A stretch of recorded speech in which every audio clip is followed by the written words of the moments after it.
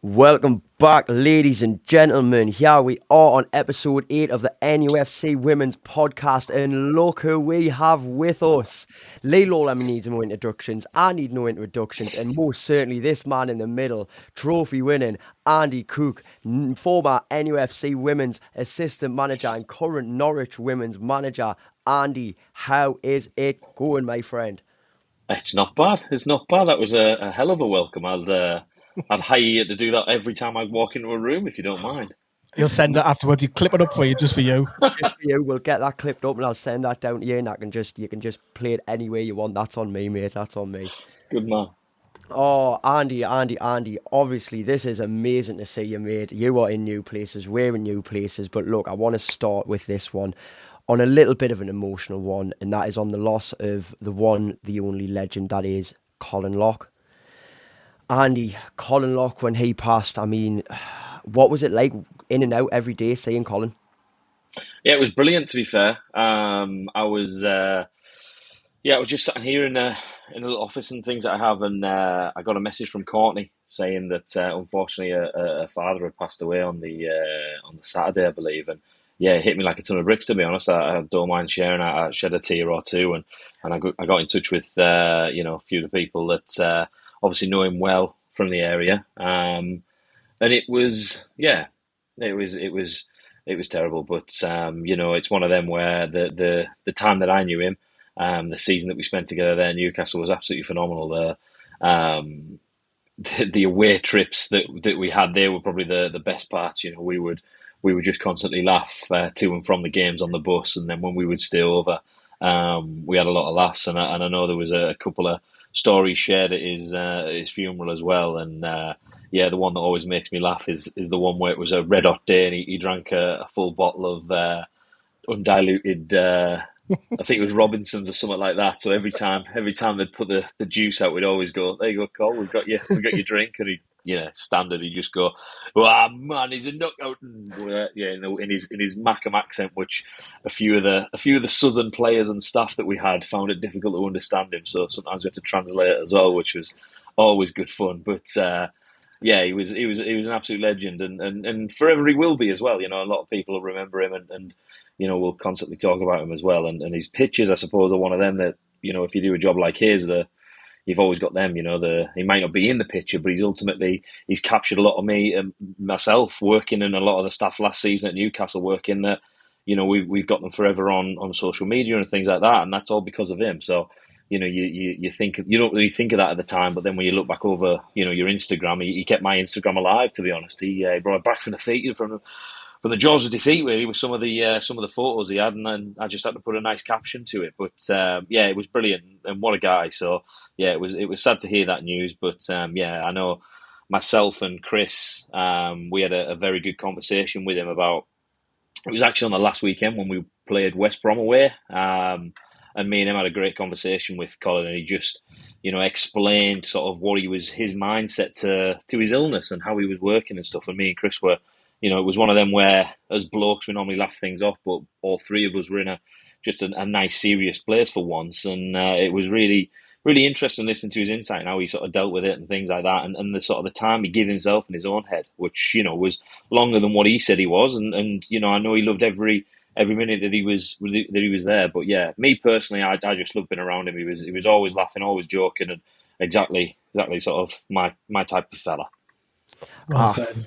I think everyone can sit there and use everything you've just said and use it as a moment of, that was a great sum up of Colin Locke and those stories. Thank you very much, Andy. That was, I don't know about you, Lee, but that hit me in the heart. That one, that really got me there. Like, oof. Yeah, I had to go live on the day. We already had a podcast live, and that was very, very tough. I was trying to hold it in. I was upset the day of his funeral. I was out in Japan. I was upset the day I heard it.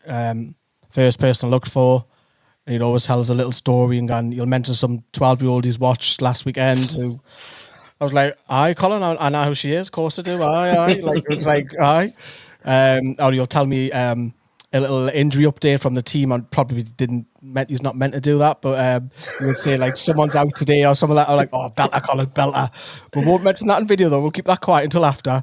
Then he would always, like, little funny stuff, like you'll take a photo when you'll go, like that, and like walk away and little things like that. Yeah, there's loads of little memories that we've got of Colin, and he's well missed by everybody. Yeah, his legacy goes on forever, like Andy said, in his pictures, in the stories everyone can tell about him, and no matter what, that smile and that attitude he had at matches, just it'll never ever be forgotten. On behalf of everyone, thank you very much, Colin Locke. Whew, everyone take a deep breath. Let's move forward then. So, Andy, we're going to do this like a timeline, and we're going to go through the last few years of Andy Cook and leaving Nottingham Forest, where you were the manager, where you were extremely successful to come to Newcastle United Women as the assistant manager. What persuaded that move for you? What tempted your mind to come and fill that role? I've mentioned this to quite a few people. It was the perfect storm, really. We at Forest, yeah, we'd been successful. We'd managed to win the league and the cup, and we unfortunately couldn't get promotion into the championship. And Watford beat us, and we managed, and they managed to go into the championship that season. But we made sure that we were. Sorry, when I finished, I made sure that I went in and was just, was wanting the club at the time to move forward, and seeing what the club's doing now is good, and that was kind of, I think for me, was the frustration from my side, because we'd gone, we'd gone through that season, had a fantastic season. We'd ended up, winning the league and winning the cup, and I just wanted the club to move forward to become a little bit more professional, in a sense of, the girls having, better contracts, potentially a little bit more staff, daft things like a kit van and things like that, where we weren't quite there yet, and some other teams were. And then obviously Newcastle coming into the league, we made sure that, I knew that they were gonna push on, and obviously I ended up becoming a part of the club, and it was one of them when I was in sort of the off season.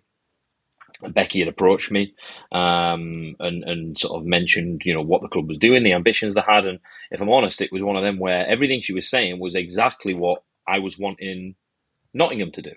So it was kind of, that was, I suppose, the big sell. They were everything they were moving to a full-time program. They were investing in the playing staff. They were investing in the staff themselves. It was because of how I wanted Nottingham to move forward. It was kind of Newcastle were sort of offering that, and that was it. I suppose that was the sell. And then obviously met with Becky, met with Sue, and we got to where we got to, and obviously ended up coming in, which was, and obviously we ended up going on the run that we did within the season, within the league in the season, which was great and brilliant for the, for the city and for the club. I think it's one of them for me.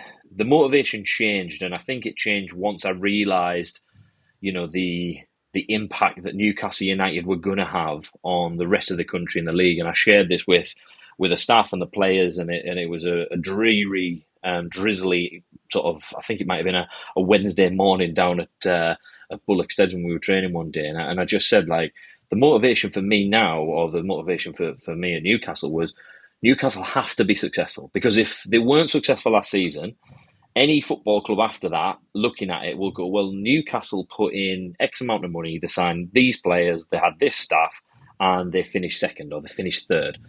And other football clubs wouldn't necessarily, or they might look at it and go, well, they've tried it, we won't put the money in. Whereas this summer, you've seen Nottingham Forest go full time, you've seen Burnley go full time, Ipswich Town have gone full time. And I remember saying to the girls, to the staff, of like, if you are successful, you're paving the way, not just for people in Newcastle, for across the country, because what it proves is that if you invest in the players, you invest in the club, you invest in the staff, you get success.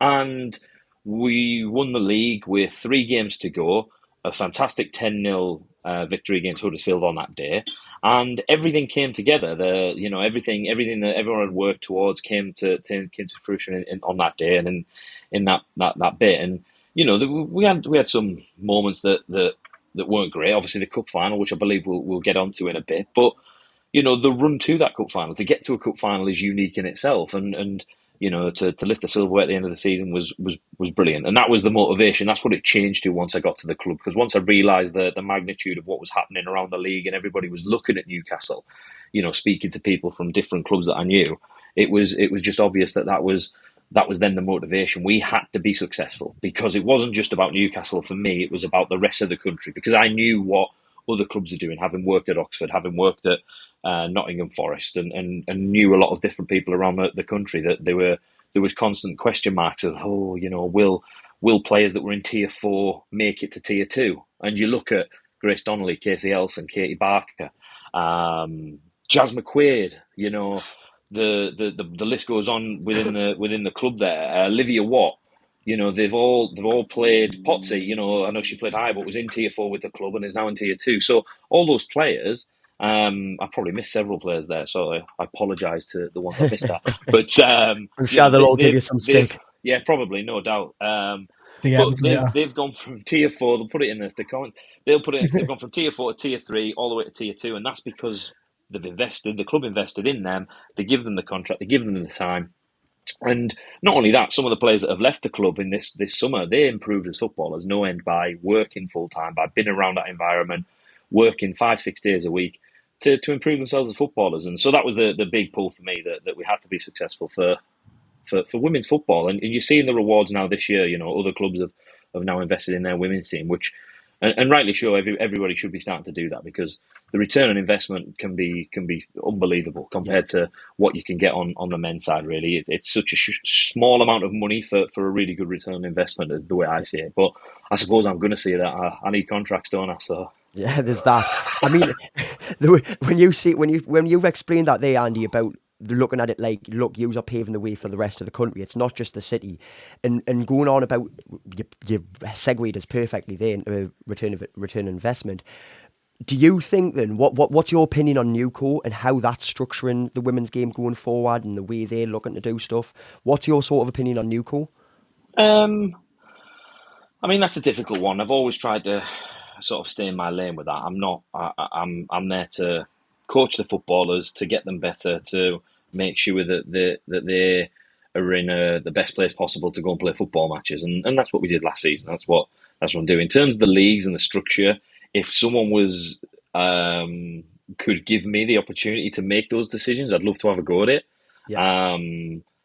Maybe in 20, 30, 40 years, maybe that's something for me to go down. But, in regards to the leagues and the structure of it, there's people that are there to try and do that. I think I have my opinions on what probably should happen, and I know you asked for my opinion, but it's difficult to kind of say this is exactly what you should do. I think for me, there needs some jeopardy in the leagues. I think a playoff, if the National League North and South joined together as one professional league, or not professional, but the option to be professional. So you had WSL Championship, and then the North and South joined together as maybe a bigger league, and you had a playoff structure.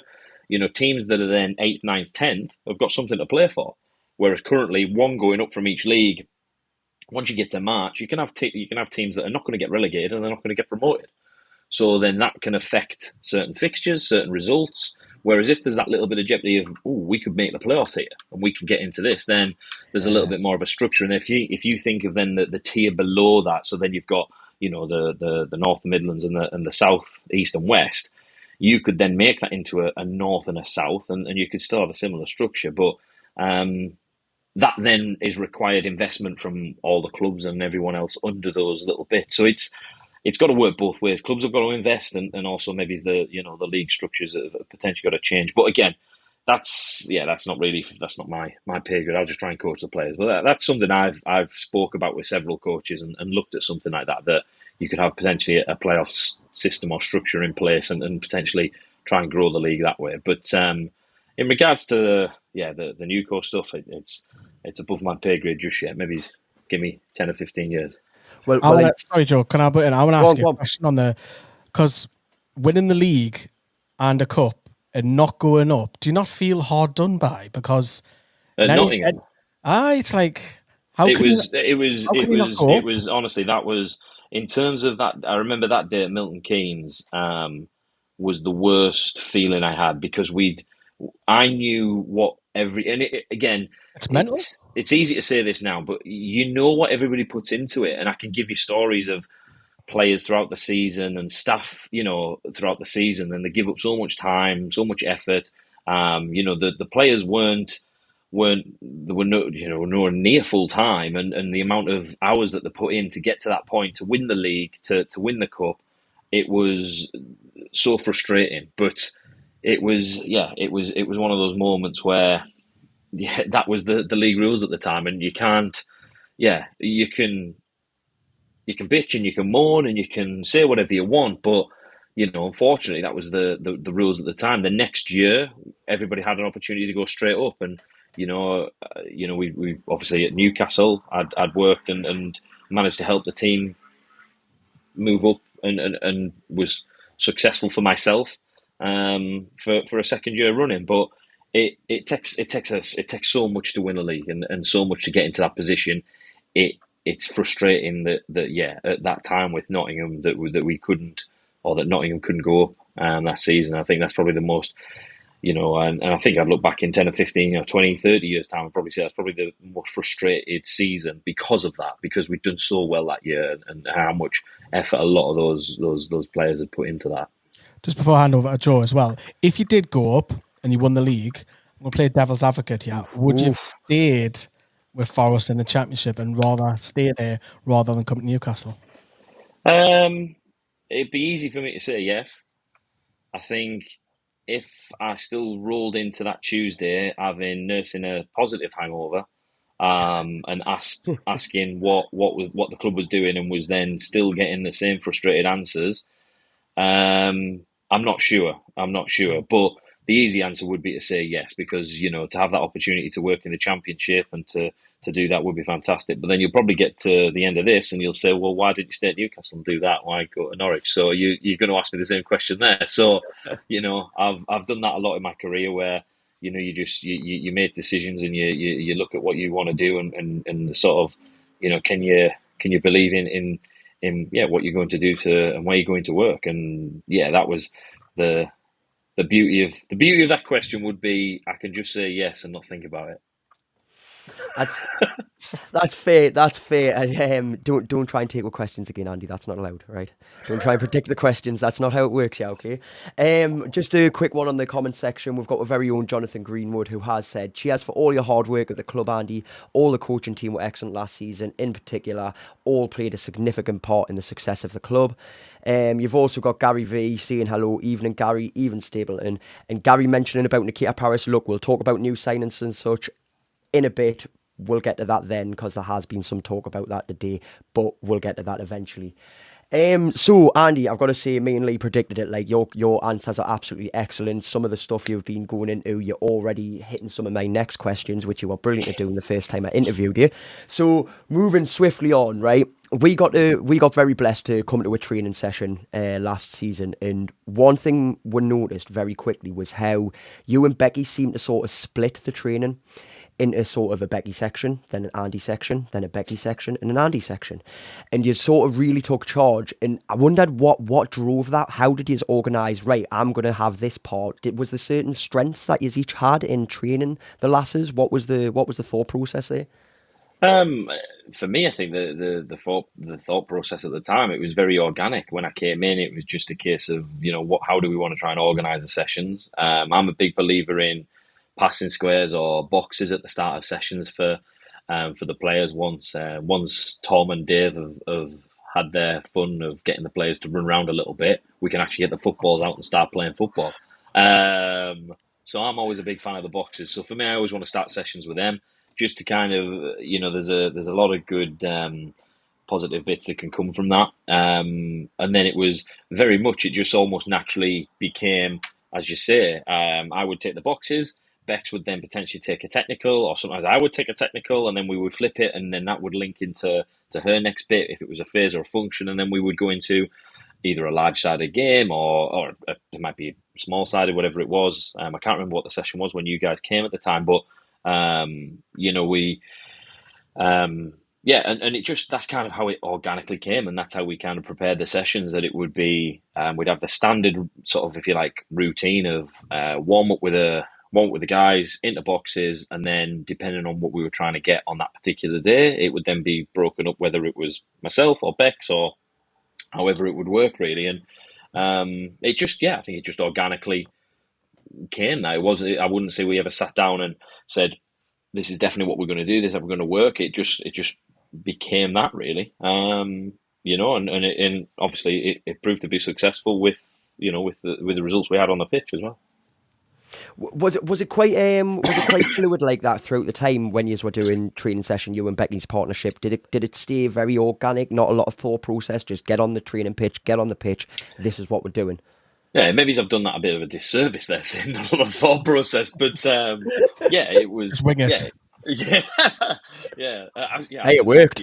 We just No, there was definitely more to it than that. We definitely didn't just wing it. I mean, organic in a sense of when we started working in pre-season and when we both got to know each other, because Becky hadn't worked with me. I'd never worked with her, although I had coached her when she was a younger player, and we both knew of each other. But it was just trying to work out where we both sort of fit within that and how it worked. But there was a lot of detail that went into it when we went back over to Kingston Park. When we sat in the back office there, and all the staff that were involved alongside Bex and everybody else, when we would go into what we were trying to prepare for a particular weekend. And I think that was probably the biggest bit of detail we can say, or that I can say, was we would focus on the opposition and what we knew of them, how we wanted to try and prepare for that particular game, and that would kind of that would be how we would organise training, and we would look at,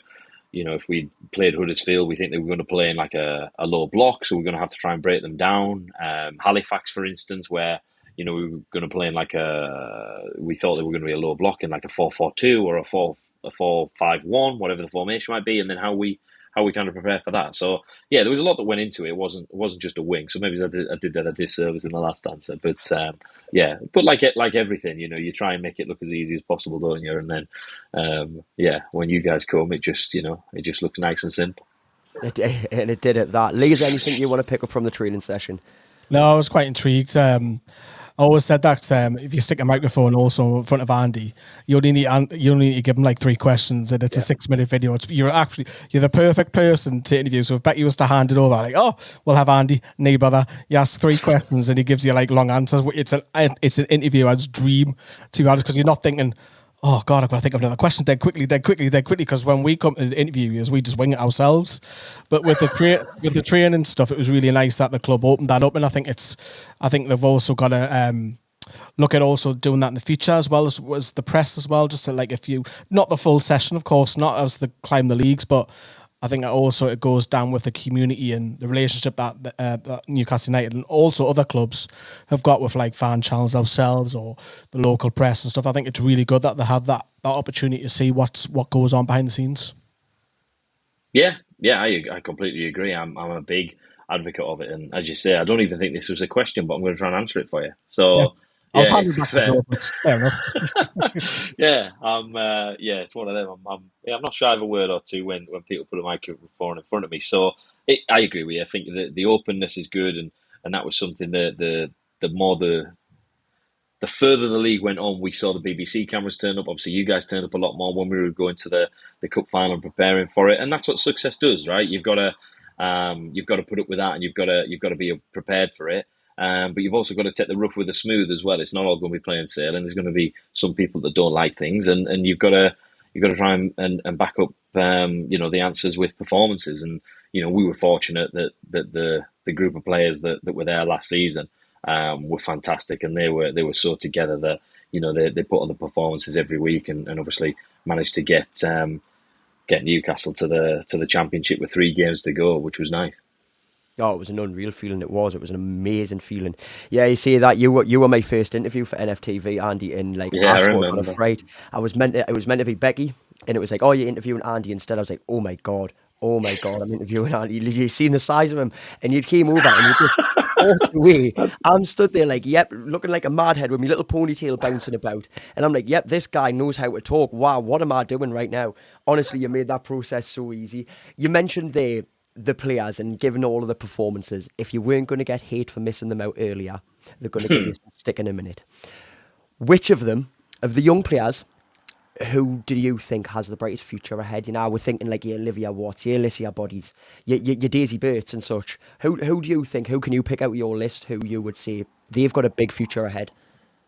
I think it depends how you look at each player, but the obvious one is Alicia Body. Coming to Newcastle from Bristol, having played at Leicester before that, and starting obviously a career from Middlesbrough, and she has got such a bright future in the game. She's a fantastic footballer. She's got a great mind, and the way she sees the game and the way she can play the game is fantastic for somebody still in the late teens, early 20s, and she could go to the very top without a doubt. And I think it that what's that heart thing that's come up on there? Is that? Oh, that's just a transition, man. Keep Oh going. man, sorry, I'm just distracted by that. Then, I think Liz is one. Obviously, the goal she scored yesterday against AC Milan.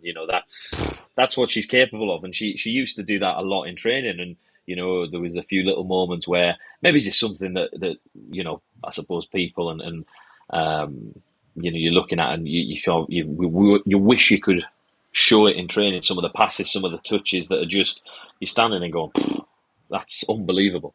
The obvious one for me, and I know people will say this because I was always her biggest fan, was Jazz McQuaid. I used to love watching Jazz McQuaid play football. And I used to do a little bit where, I used to say to her all the time where she'd be sitting and she'd have this. Hopefully she didn't mind me saying it, but she'd be sort of standing and she'd be just sort of walking around, and I'd just say, Jazz, shoulders back, just push your chest out and just tell people how good you are. And I remember the goal against Wolves, and I lost my head. That goal, the touch to go around the defender, and then when she's hit it against Wolves was unbelievable. And there was half a mind on me to slide down the back of the dugout because I think I was stood on top of it celebrating that goal, because she's just what a footballer she can be, and is, to be honest. I just love watching her play football, and I think she's one of those players that are a bit of a luxury. You've got to allow them to do their work. What I was impressed with her was her development on her out of possession, and that was something we said to her at the start of the season. If she can get that intensity into a game, and she became a hard player to play against, and she's like a female right-footed Phil Foden, the way that she can move the ball and the way that she can manipulate it and play. So they're two players that stand out in terms of the younger players that are there at Newcastle that we worked with last season. I've got to agree with you with Jazz. Everything you said there. I said the whole swagger like Jazz thing last season, and like the way she composed herself on the pitch. I don't know if you've seen many highlights from yesterday, but she would have done you proud, Andy, because for me, she was massively improved, and I didn't think that was a lass who could improve that much in such a short amount of time, but she's done just that. She's absolutely fantastic. I'm glad you've put Jazz up there. Speaking of younger players who you would have had your time with, that I want to ask about is one who's on my top just behind us, and that's Naomi Badou. Did you put the word in for Naomi to go to Forest? What I think she is a fantastic young player. Yeah, Nom was great, and it's funny. When I was at Nottingham Forest, and this is going back 2-3 years, she was at the University of Nottingham. I think it'll have been the year before we won the league. And Nom came to, obviously, as it was a few years ago, we were in a trial process, and Nom came and trialled for Nottingham. And at the time we had Lindsay Harkin, Olivia Cook, and there was a couple of other Charlotte Steggles and people like that in the team at Notts, and they'll tell me off for saying that, in Nottingham. And you've upset the county now. You don't want to say Notts to Forest fans. That's I don't know why I've just done that, to be honest. That's me. I'm not allowed back in Nottinghamshire. We're getting you lynched on this podcast. Newcastle, Nottingham Forest. No matter where you go, you're not safe. I know. I do that myself through me talking. But so non-trial for Nottingham at the time, and as I say, we had 3 or 4 players that I was just trying to work on, and I knew where I wanted the team to go. So unfortunately, we didn't take her, and she ended up going to play for Wolves. And she didn't. It wasn't anything that she didn't do. It was just at the time it wasn't really a position we were looking for. But she came and trialled, and that was the first time I came in contact with her. Obviously, then we had players at Nottingham Trent would go and see her play at the University of Nottingham against Nottingham Trent and things like that. And then lo and behold, I've turned up at Newcastle and she's there. And, what a person and what a player. And I had a really good conversation with her when she left the club. And she was telling me what, she was thinking about doing and where she wanted to go and things like that. And, I did give her my advice in regards to what I knew of Nottingham and what I knew of the way things had moved on since I was there. And yeah, she's obviously gone and she's signed for them, which is great for her. And I'm pleased that she's been picked up. And they've obviously announced Bridget Galloway as well. So, Yeah. They've done the homework. They've got a couple of players in there that'll add strength to their ranks, and hopefully for them too, they'll have another good season with a good side in Tier 3 there to potentially get a trophy again. So yeah, but Nom is a fantastic person and someone I really got on with, and as a player, I think I'd hope she'd agree. I think she developed really well over the season. She was unfortunate with injuries towards the end. She had to have surgery and had a little bit of a knee injury and things, and just probably we didn't see the best of her because of that. But sometimes that happens in the sport, doesn't it? So but yeah, for me, she developed really well, and I really enjoyed working with her throughout the season. Fantastic, absolutely amazing player. But before I move it on to the fabled Lee Sports Village, Lee, is there any of the players you would like to bring up? Yeah, I mean, you've talked about earlier, Andy, some of the local lasses as well. It's kind of my fear that as Newcastle get to the WSL, and hopefully, the ambitions are to get the Champions League, how important is it to keep some of the Geordie DNA there? Yeah, look, it's that thing that nobody wants to talk about, isn't it? When you look at like the way Chelsea are now, or any of the top WSL sides. As a young player at Arsenal coming through, there's a lot of foreign imports that have got there now, and Arsenal still produce good players now and again. But I think in the northeast and in Newcastle in particular, I think it's absolutely crucial. The way that we love to see our own play for our own badge with our shirt at St James's Park, or you guys are probably lynch me for saying this, but even at the Stadium of Light or at the Riverside, if you've got players, if you've got players, playing for the hometown club, representing them from that area, there's nothing better. And the fans, everybody loves it. It's a great story, isn't it? And is it essential? I don't know if it's essential, but it's a really nice story, isn't it? And I think the thing for me would be to put the onus on the players to kind of go, look, you have an opportunity to travel with the club now. And the one that stands out for me, who just keeps getting better and better and better in that sense, is Katie Barker. She is she's a player, and I told her this. I don't mind sharing this now. So the year before we won the league, had a long list of players that we were trying to look to recruit, and knew of different moments and players and things like that. And through her performances at Team Northumbria, Katie was on the list. And when I signed for Newcastle, and when I came there, earlier on, I said, you won't believe me, but you were a player that I was looking at Nottingham to try and come. And she was like, really? And you know what Katie's like? She's from Newcastle, born and bred, bleeds black and white, that kind of standard stuff. And when I got to work with her last season, I love working with her because she plays like what you see on a Sunday is how she trains. And you can't ask for any more. As a coach, you can't ask for any more. She's always there in analysis with a notepad and pen, making notes, trying to improve.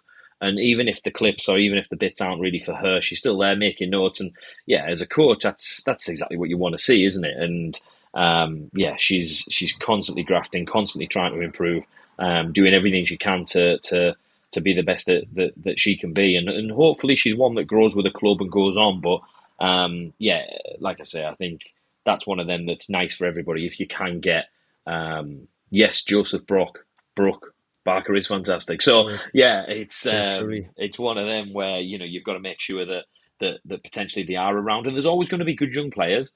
But unfortunately, it gets to a point where you're not just fighting against the Northeast anymore, you're fighting against the country. And not just the country soon enough for Newcastle, it's going to be against the world in terms of the transfers that are going to be available, the players that are going to be available to the club.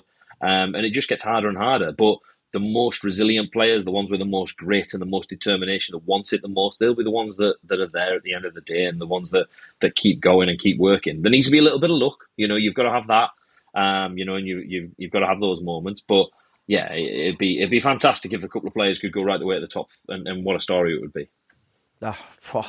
Katie Parker, what a person to mention. I agree. She is flew. And I suppose when you say going to the top, they got a taste of that, and yourself, you got a taste of that last season when we travelled down to Leigh Sports Village and we faced Manchester United Women. I can. It's probably easy to say, was that your toughest opponent? So more than that, what was it like going against that opponent? What did you go in to take from that game, and what did you take from that game coming out of it? I think it was one of them.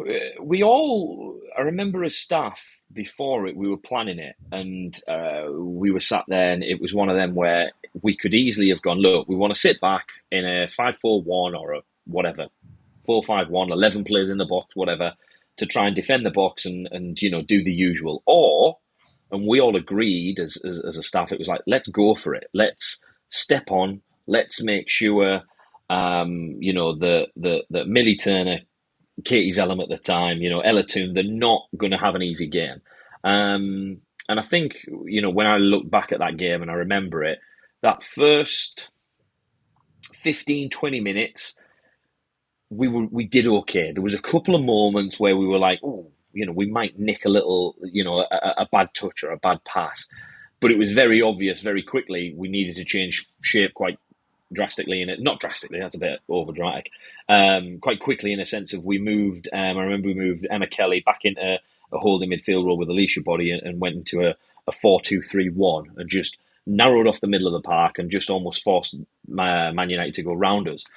And they were a tough opponents, but you expect them to be, WSL, they were there or thereabouts in there, and we were quite, it sounds bad now, but we were quite pleased with the way that the way the scoring went and the way the result was. I think, if I remember rightly, and no doubt you guys will correct me if I'm wrong, but I think it was 2-3-0 till sort of the final 10-15 minutes, something like that. Yeah. And then that's when, we conceded a couple from set plays. There was one where there was I remember we were trying to play and we played out, got cut out. And, those are little errors that when you're looking back, you're going, well, in our league, it works against WSL opposition. We need to be a little bit cuter and smarter. But we were fairly pleased with the output of all the players, and if anything, that gave us confidence to drive on. And there was a lot of positive comments that came out of Manchester United that we took forward for the rest of that season, really. But it was a good game, and it was brilliant to play on that stage against that kind of opponent, and it whetted the appetite for what was to come, and. Another example of that was when I was at Nottingham Forest, we played Manchester City, and we got absolutely bounced around the park at the City ground. It was 8-0 in the end, but we started off with this grand game plan. It was 5-4-1. We knew what we were going to do, how we were going to set up. We trained against the boys' academy. We had everything set. Gary Brazil had okayed it. Everyone at the club was buzzing for us. 6,500 at the City ground. Manchester City had come in. Gareth Taylor used to play at Nottingham Forest. So everything was set for us. We knew what we were going to do. Our forward at the time, Naomi Powell, who plays up in Scotland now, she had like a meters per minute of like 147. I think her heart rate was 300 beats per minute. And Man City scored after 32 seconds. So it was a great start. And then, to be fair, we kept it 1-0 for half an hour, and then I think it was 3-0 at half time. And yeah, Georgia Stanway came on and scored a hat trick in like 10 minutes. So we just seen the levels at that point. But when we went up against Man U, we were looking at it going, look, we're full time. Yes, we're in tier 3, but we know what we can do. We believe that the players can go and play how we want them to play, and they did everything that we asked of them, and they were fantastic. And again, really proud of the way they all performed. There were some really good individual moments. If you break the game down and look at individual moments, there was a couple of saves that Grace Donnelly made that were fantastic, and she'll look back on, probably eventually when she retires at whenever that might be, she'll look back and say that was a great day for her. Although yes, there was 5 gone in, but there were some great saves in that match, and lots of other little bits, that stood out throughout that game. So yeah, we were fairly pleased with it, but obviously no one wants to lose 5-0. Got to touch upon before Joe starts the fans. I've not seen away fans like that before in a women's game. that was like, wow, when it goes to show you, even Manchester United, like Mary Earps and Mark Skinner and everybody coming out afterwards and saying, wow, your fan base or something else. And it was just like, I know we take over, as you know, Andy, all the away grounds. It's always 2-1. Newcastle fans out dominating, and that was just.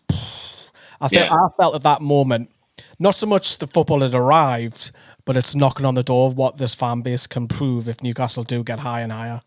Oh, 100%, 100%. And people have asked me, guys at Nottingham were asking me, like, how come there's so many fans turn up? Like, do you give tickets away? I was like, no. Literally, like, the fans they love watching the club. And obviously that was proof when we went to United and, 1,500 fans to go to an away game. This might sound bad, but I'm just going to say anyway, for me, it's like a proper football following. It's not, I'm going to watch the women's team. I'm going to watch Newcastle United play. Yes, it's the women's team, and just that subtle difference, I think, is such a, it's unique to Newcastle. And it'd be nice if a lot of other clubs had the same sort of belief and love and the way that they want to follow their football club. And I think that's probably the most unique thing about Newcastle. I can say that, the fans, any team that plays in black and white, you want to support the club and you support them as good and if not better than everybody else, because like you say, I mean, yourself, Lee, going to Japan to see the blokes in the tour, the 1,500 fans going to Manchester United to watch us play in the FA Cup. It's like nowhere else in the country, and it is unbelievable, and that's where for the lifelong Newcastle fans on the men's side, they're crying out to win a cup and to win a trophy, and whichever manager manages to do that for Newcastle United, they will be.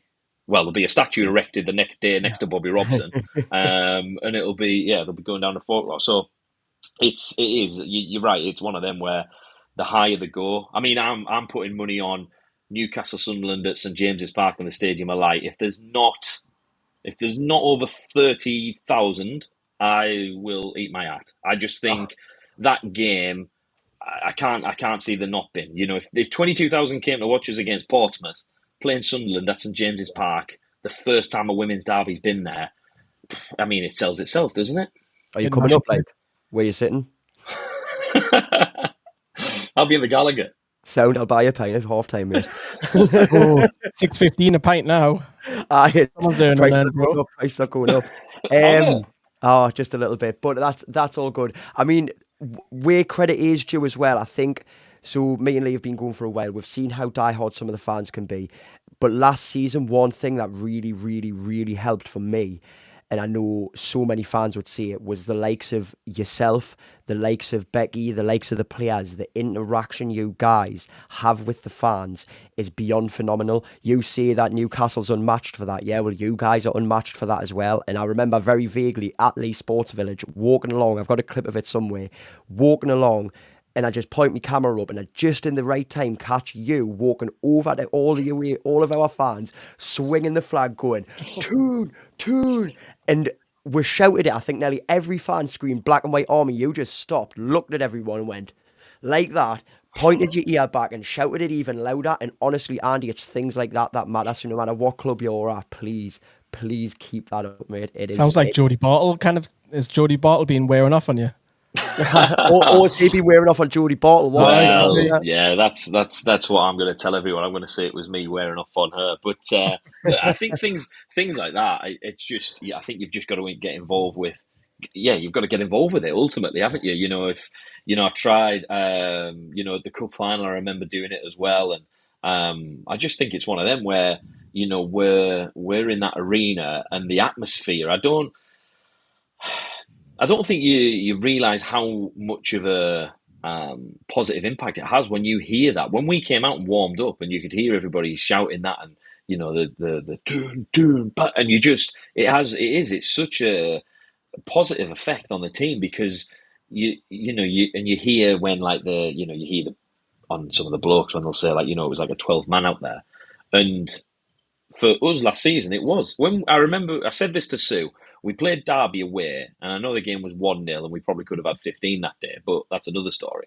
I said to Sue, I was like, I've worked in this league for 4 years. I've never seen anything like this. I think Derby probably had 120 fans. Newcastle had 450. And it was it was away at their ground, Mickle over, and I'd never seen anything like it. And I said, we are going to take over this league or Newcastle are going to take over this league because the fans are just on a different level. Then when we played Burnley, and then the girls were warming up in the corner, and I don't know what you had all been drinking on the bus, but you came in and yeah, I think Tyler's mum obviously at the front of it as well, usually, and Potsy's as well. Just giving it absolutely rock all, and it just, if anything, it intimidates the opposition because I know the Burnley players were on the halfway like, what's going on down there? And it's just so unique. But it's, for me, I if anything, it makes me laugh and it makes me smile. I don't mean that to sound bad. I just love doing it. Wherever I've been, like at Nottingham Forest when I did it at the City Ground at the time. Steve Cooper had this little thing where he would punch the air and the fans would cheer back, and I just copied that. And the City fans at the time, it was, wasn't 22, but it was, a few thousand there, and the same thing. And the fans, the fans love it because it's that little bit of interaction. For me, it's the least you can do when, I've said this on many a team talk, you've got to go out there and put on a show, and you've got to make sure that the players know that they've got to put on a show because you've paid to come and watch them play football, which is a very, very unique position to be in. It's such a, right now in the women's game, it's brilliant. But you guys were brilliant, and that's the sort of, I suppose, the least I can do at that point. But I selfishly, I love doing it, to be honest. But that's the ego trip it's a bit like Freddie Mercury, isn't it? When you get thousands of people shouting back at you, but people are getting an insight into my ego here, so I'm going to stop talking. No, we'll love it all around you. I trust us. I could have had you all day, Andy, every single match, any day, chanting and shouting. Honestly, it was class to see you on the sidelines. But obviously, they're the happy times, so we're going to swing it round. And you talk about Luton. You mentioned it once or twice there. The cup final down at Luton Town against #United. That day, I mean, for me, it was hard to be on the sidelines just doing what we do. And I mean, I remember you all walking past, we're clapping to the fans and all that. And like, again, I watched back a bit of footage and I can hear myself crying, and I think that was hard for me. You guys were out there doing it. Yous, like you said, the impact the fans had. Yous are the ones who had to come and face us, knowing that, for lack of a better word, and sort of feels bad for saying it, but like, yous failed at that final hurdle, you know what I mean? And yous give it yous all, no disrespect to anyone, yous give it yous all, and we're so proud. How did that feel for you, having to come face to face with those fans? It was, that's probably the hardest bit, really, when you get the medal, and the way that it was, you walked sort of past in front of that main stand at Luton. And I think that the feeling for me was looking at everybody, knowing that there was 3,500 or almost 4,000 Geordies that had travelled all the way down to Luton, was that feeling of just sort of gutted that we couldn't give you a trophy to take back. That was the overall feeling for me, was more of like, we'd let you guys down because you guys had come down, paid your money, like I've just said, to come and watch, to support the team, and it was it was absolutely gutting. But I remember, funny enough, one of my mates who coaches, he'd managed to, he was with his daughter, and he filmed a few bits where, I just felt that the best thing that I could do in that moment was just make sure that everybody had a little bit of a smile on the face, and they were a little bit kind of, you've done yourself proud and you've done the city proud, and the fans as well. To get to a final, is unique in itself, and it doesn't happen all the time. And we had a great success against Portsmouth, to win that game. Georgia scoring again in the Gallagher and winning that game 2-1 in front of 22,500 was brilliant. So there was really good moments in that cup run, and we just, to be really brutal and have a brutal assessment of it and an honest assessment, I think we didn't play half as well as we could have done, and we have done in other games. If you think of that # game, and then the week after was Huddersfield, the performance was, the way the girls reacted was unfortunate for Huddersfield. We absolutely played them off the park. It was like making the whole country. It was unbelievable. But that # game was a really tough one, and to have that long drive back to Newcastle after that was, as you can imagine, it was a very quiet and somber bus ride home, and it wasn't pleasant, but it was all it was all okay a couple of weeks later when we played Huddersfield and we managed to actually lift the trophy. So, full credit to Hashtag. They did what they needed to do. They scored the goals when they did, and we couldn't get it over the line. But on another day, Jazz scores that goal that's blocked on the line. Tyler comes on and she hits one where the keeper makes a brilliant save. So on another day they go in. And it's it's unlucky when it's in that one. But again, Hashtag use their underdog, what do you call it, status, whatever you call it, in terms of that to get the victory. So yeah, the overall feeling for that was just absolutely good for you guys coming down, watching, and we couldn't quite deliver it there, but the goal was never to win the League Cup. The goal was to get promoted and to win the league. So that's what we managed to do, and that was the message. I remember afterwards. That's what Becky was saying was, look, we need to use this to move forward, and we need to make sure we now finish the job and get the league over. And that motivated us to go and do that. And well, I say motivated us. I think we were all motivated to do it. And if anything, it was just a little bit of an extra kick to go, right, let's definitely get this job done. And obviously 10-0 against Huddersfield showed that. I think just before hand back, we were like, God, what do we do here after the full time? Me and Joe were like, I couldn't for the first time doing this for the amount of years I've done it. I went, Joe, you're gonna have to deal my can at me. I'm gonna wobble here. Obviously, because that was the fan in me rather than putting the interview I had on. And I'd just seen Amber was talking to George Culkin, and the tears were just flooding down. I was like, that's what got me. I went, yeah, Joe, you're gonna have to do it. You're gonna have to do it. And then obviously I just seen Becky, and I was like, come here, Becky, gives a cuddle, come here. It was literally like that. It was like, because we see yous every week, and I always joke on. Sometimes I see yous more than some of me out with family as well. So I see yous literally every Sunday, and we have a good chat with you. And it was just like, for us, obviously, because we're quite close, and I would say that we're quite a strong ally to the Newcastle United Women. I just felt, and it was just awful. It was just, wasn't it, Joe? It was just horrible that day, wasn't it? It was devastating. And you said there about when you said that it was Becky who you said to Becky, it was actually Becky who came over to us too and said, she approached us, offered the hug and said, sorry guys. And again, yous all Andy was saying sorry, and it's like, no, like I say, when I said before, falling at the final hurdle, it wasn't that. Yous done, we're proud. And it was hard standing there looking at Amber. There was a moment during the interview where me and Amber both sort of like look at each other and like we'll look away. We could barely have eye contact because we're both full of tears. I'm tearing up a bit now thinking about that moment, but it was difficult. It was. But like we asked everyone, league or cup, and everyone was saying we would rather the league. Now look, it was closing in. It was getting a little bit tight. Forest were coming up again against we. How did it feel, Andy? How did it get through? How did you push through those final few weeks of, right, we're almost there. Don't get ahead of yourselves, lasses. Don't get too confident. Don't slip on the ball at the same time. You've got to keep this exactly where you've got it. Don't go out there trying to score 20 odd goals, but at the same time, make sure you're not conceding. How was that process leading up to winning the league?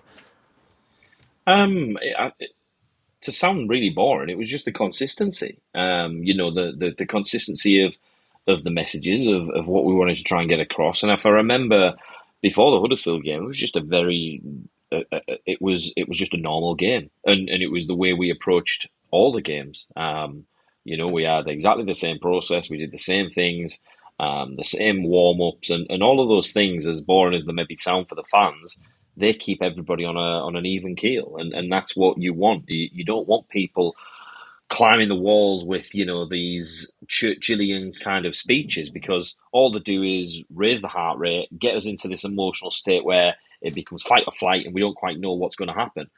And you want to have a level of control over what's about to happen.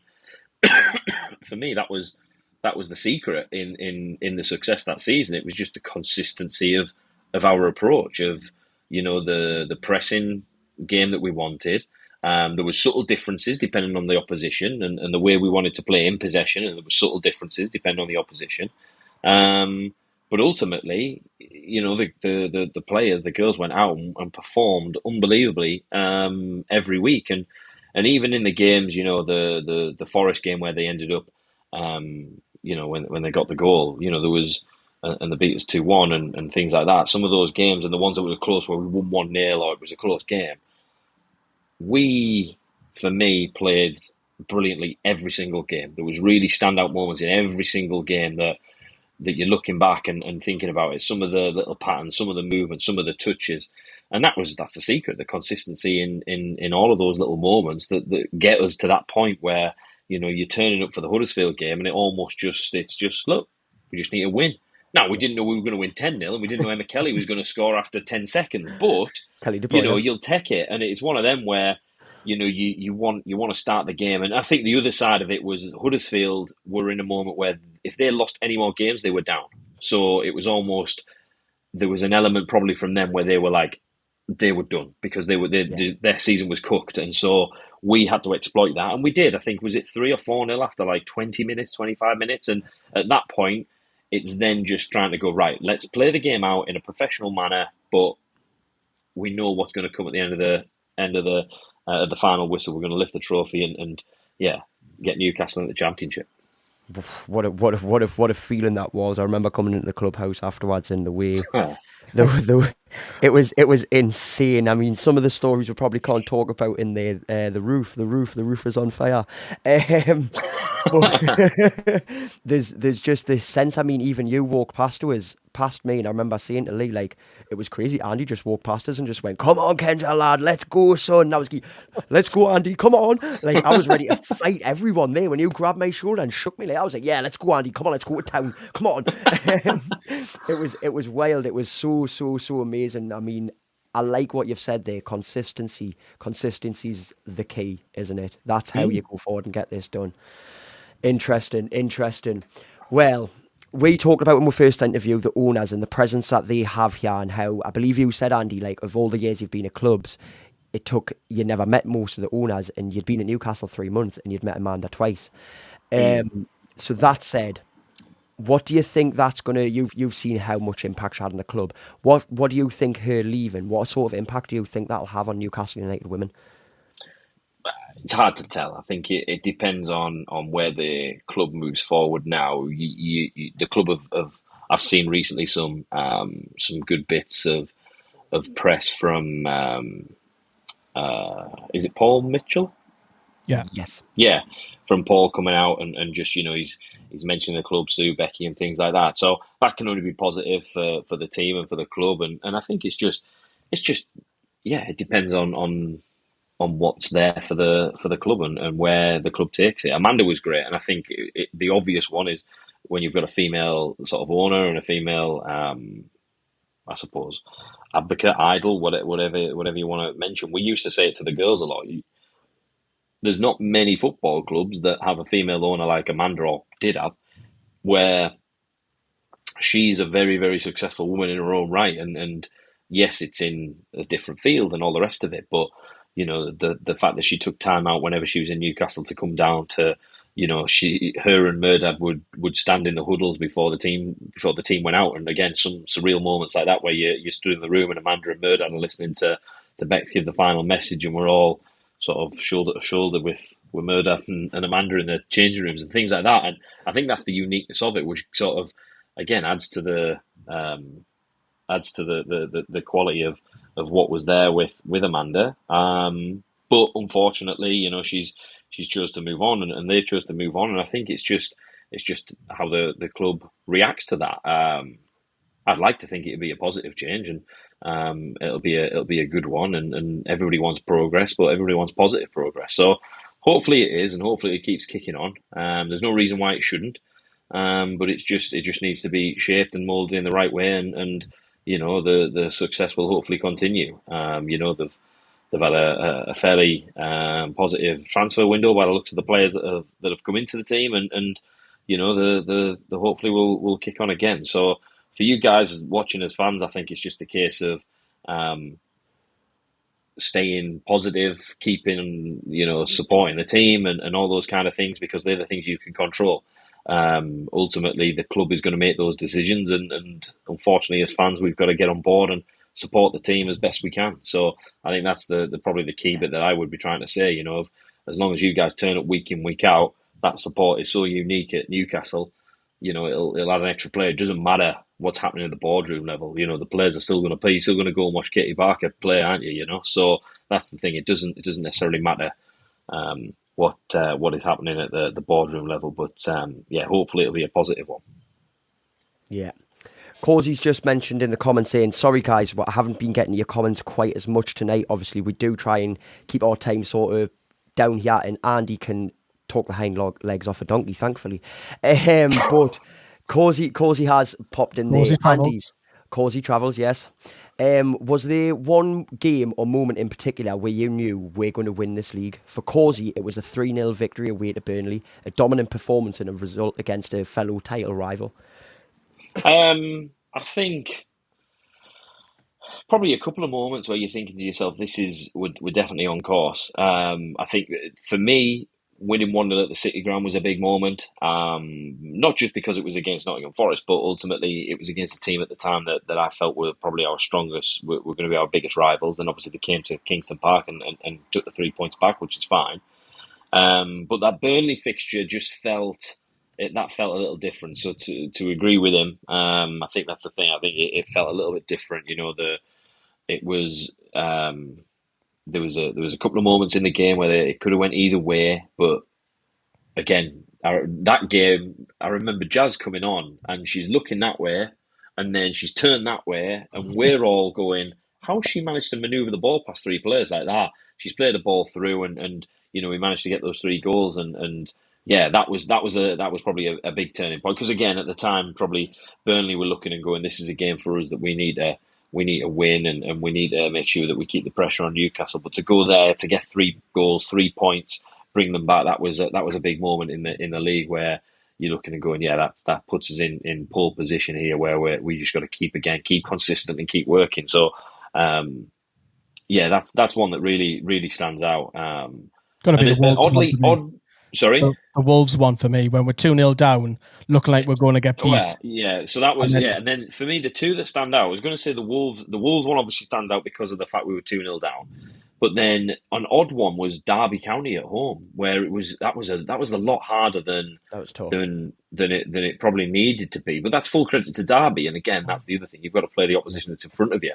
But yeah, the Wolves game, as you mentioned there, Lee, that was brilliant. That was absolutely brilliant. You know, and I remember at halftime there, the message at halftime when we're saying about being calm and consistent, we went in and it was just very much, look, that 45 minutes is gone. And I don't think we actually mentioned anything to do with the first half. It was just, right, the second half now is 45 minutes. That's all we've got. It's a game from now till whenever the game's over, 47 or 48 or 49 minutes, whatever it's going to be. And obviously we ended up getting the goal later on. And that was, again, full credit to the players. But, you know, it was very calm. The messaging from ourselves as staff was calm, composed. You guys, you girls, you know what you're doing. You know where you need to be. We've gone through these kind of moments, and we'd worked on little bits throughout the season in training where, you know, you'd put a condition on saying, right, you're 1-0 down, how are you going to react? And we just said, remember those moments in training, because that's all it is. We now just have to go out and play for 45 minutes and try and break down a dogged defence. And Wolves were good in terms of the defending, but yeah, the goals themselves were brilliant. You know, they were absolutely brilliant. The crosses and the finishing, and that was just pure grit and determination from the girls. They were absolutely brilliant with the way that game played out. And I think that was probably the moment where, yeah, as you say, that was a definite, because it was so deep into the season by that point.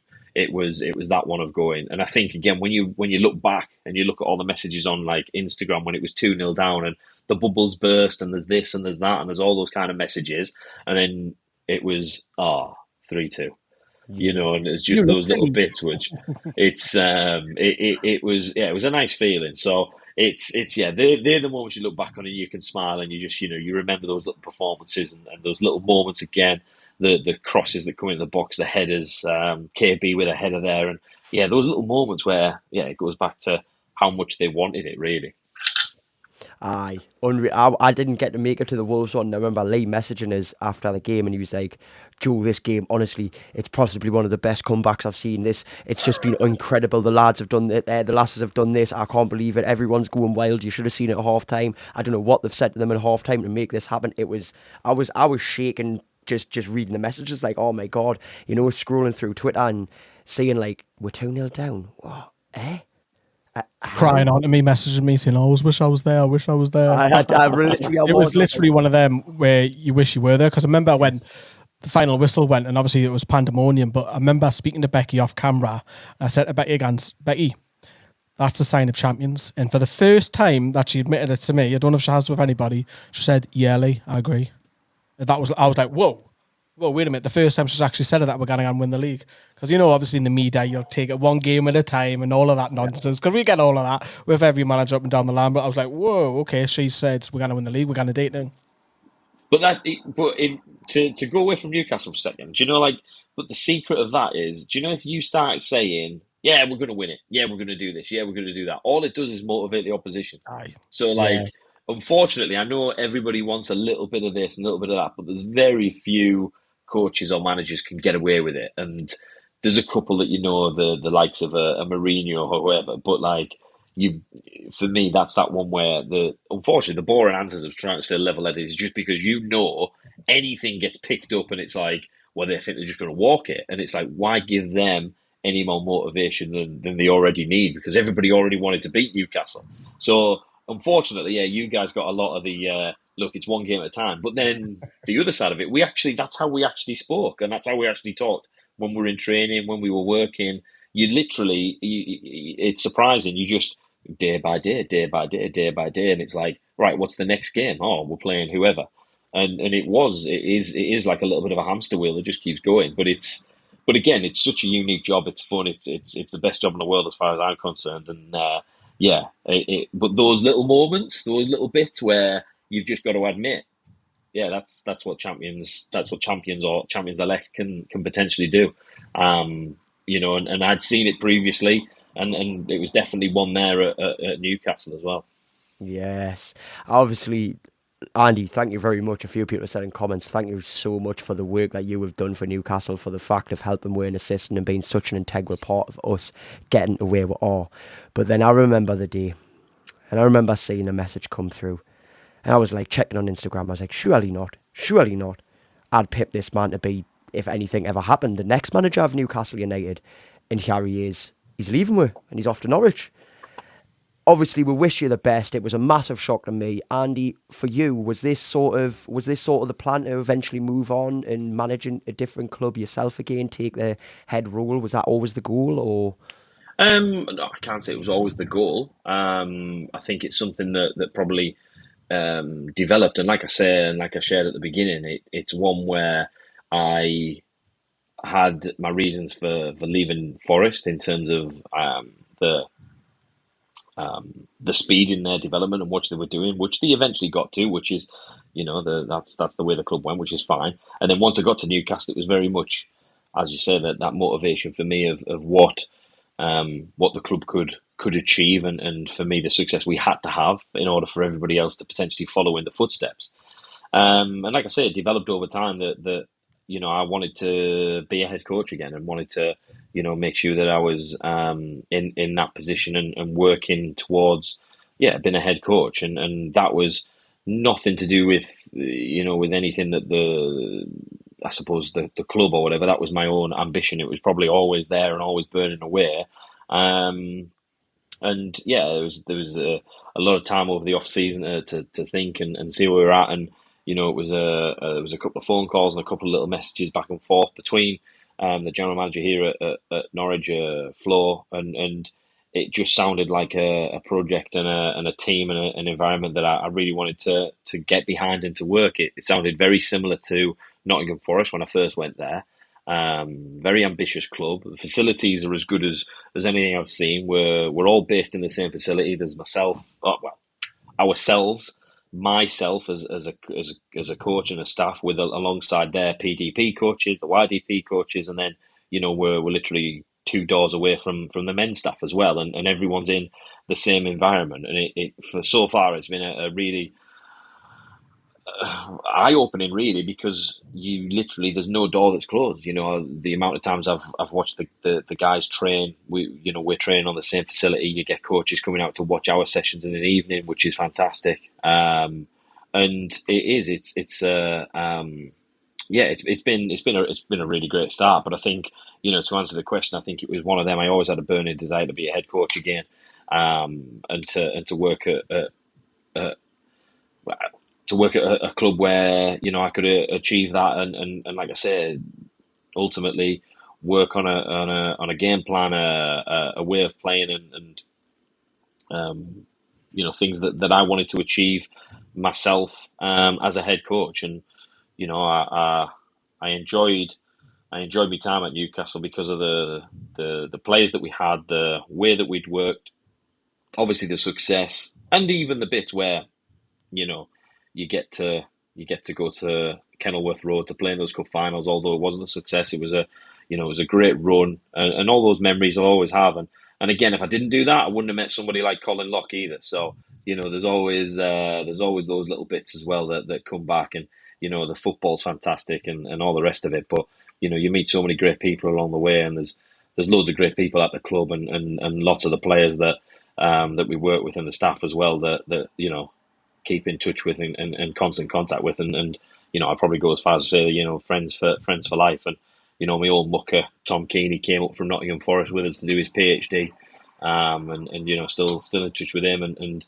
giving him a little bit of grief like I used to do every day at Newcastle. So he still has to put up with that, even though I'm down in Norfolk. So yeah, it's one of those where you work in football, you meet lots of different people, but yeah, there's always that burning desire for me to lead a team and to lead a club, and that was the main reason why. Other than that, I just wanted to keep going around football clubs that begin with N. So yeah, I was wondering. yeah, I think the next one, I don't know, Newport Notts County, County? maybe something like that. Oh, Notts County maybe. Yeah, we don't know. We'll see. So as long as a team starts with N, but I mean, I've only been here 6 weeks. Let's not start getting onto it yet. Maybe a few years away, but yeah, at the moment, yeah, Nottingham Forest, Newcastle, and Norwich will do just nicely.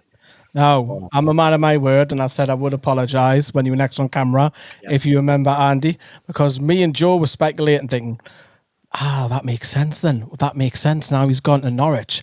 Why was he missing the Halifax game? And we were like, that makes sense now. He was missing the Halifax game because he's been talking to Norwich. That's what we were speculating. Between ourselves. Next thing I know, we get an inbox of Andy's correcting us. So, Andy, I'm a man of my words, and I apologise wholeheartedly on behalf of Newcastle fans. Yeah, I apologise for the very direct message to you, but yeah, no, that game I think was the first time I've missed a match in about a decade worth of work. I genuinely couldn't get out of bed. My family, everyone from like my sister, her husband, and everyone in the family, kids, the lot, all got this sickness bug right the way throughout the week. And there was one night where I was cleaning up the sick and all the rest of it, and I'm covered from head to toe, looking like a ninja. And I said, I am not getting ill. And then lo and behold, Saturday night, 1 o'clock, I wake up, and that's me done for the next day and a half, something like that. So I was absolutely wiped out, and yeah, unfortunately, couldn't make it down to Oxford. I wouldn't want to pass that on to any of the players towards the end of the season, because that wouldn't have been nice and stuff, and the staff, to be fair. But yeah, so I wasn't speaking to Norwich then. It was all once the season had done, everything kind of came about.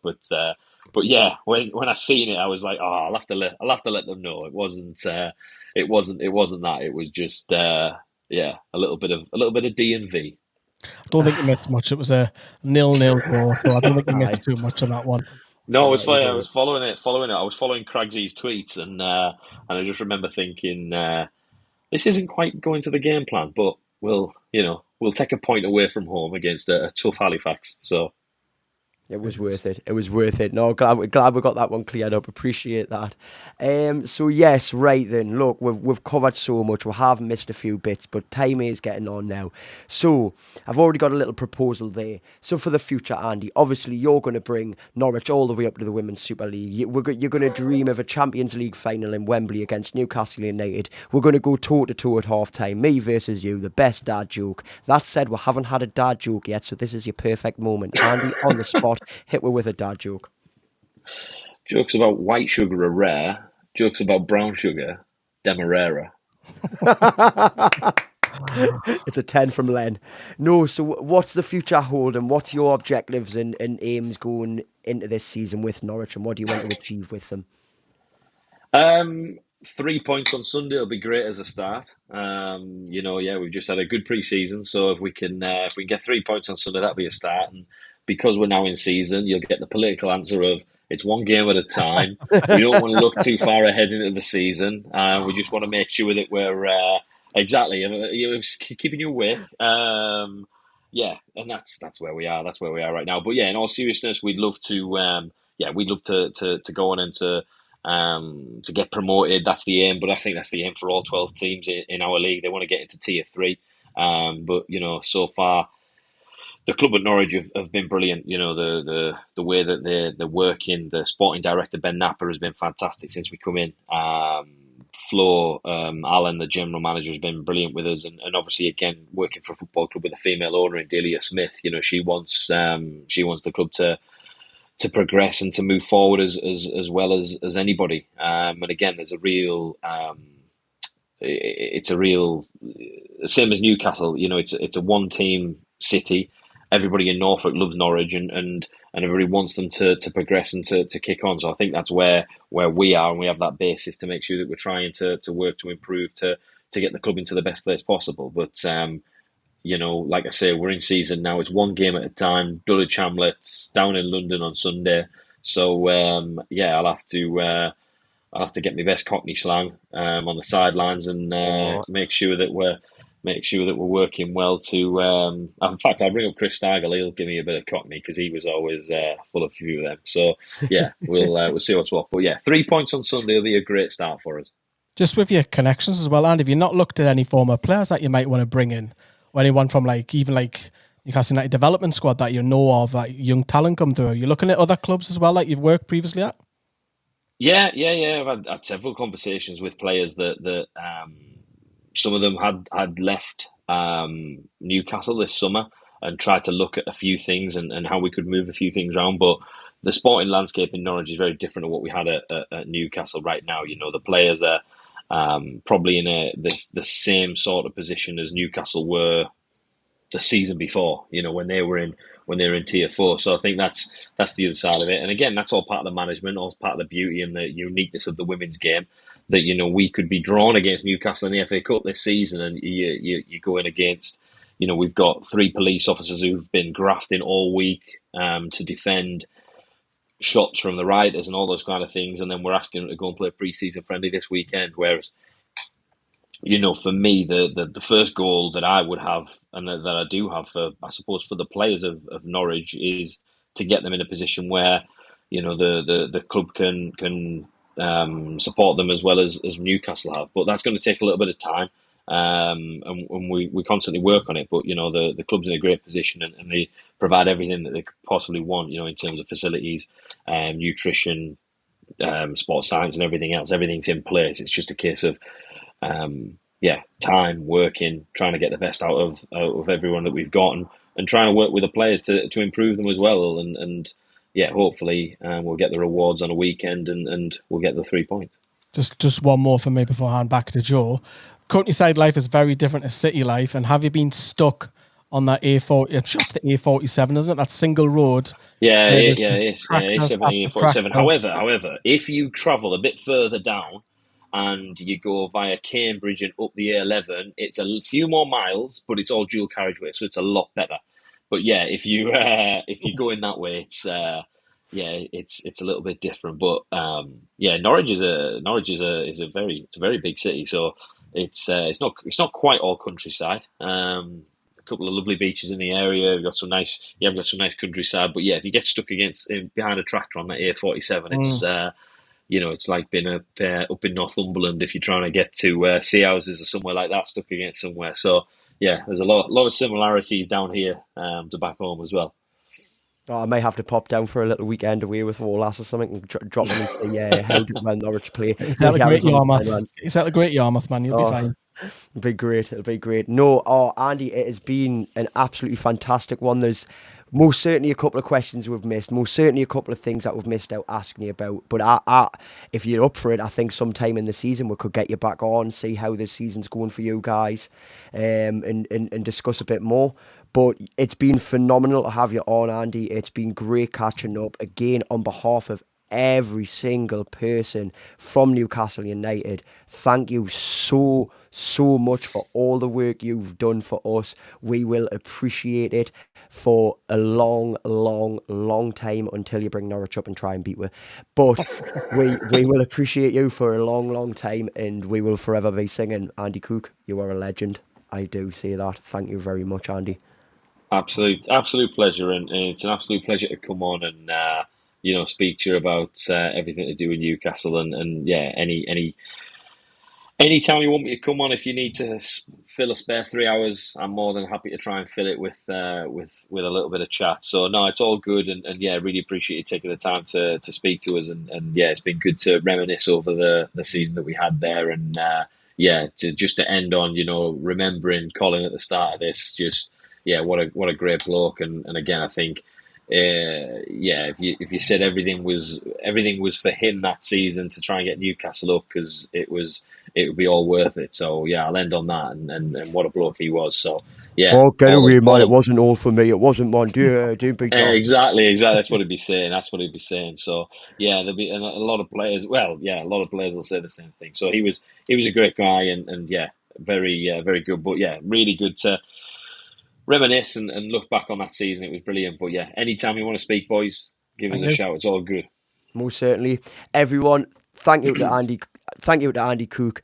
My voice is going. I knew it was going to start going eventually. Thank you to Andy Cook. Thank you to Lee Lawler. Cheers. Thank you to me. And make sure you hit the like, hit the subscribe. We will see you guys in the next one. Thanks.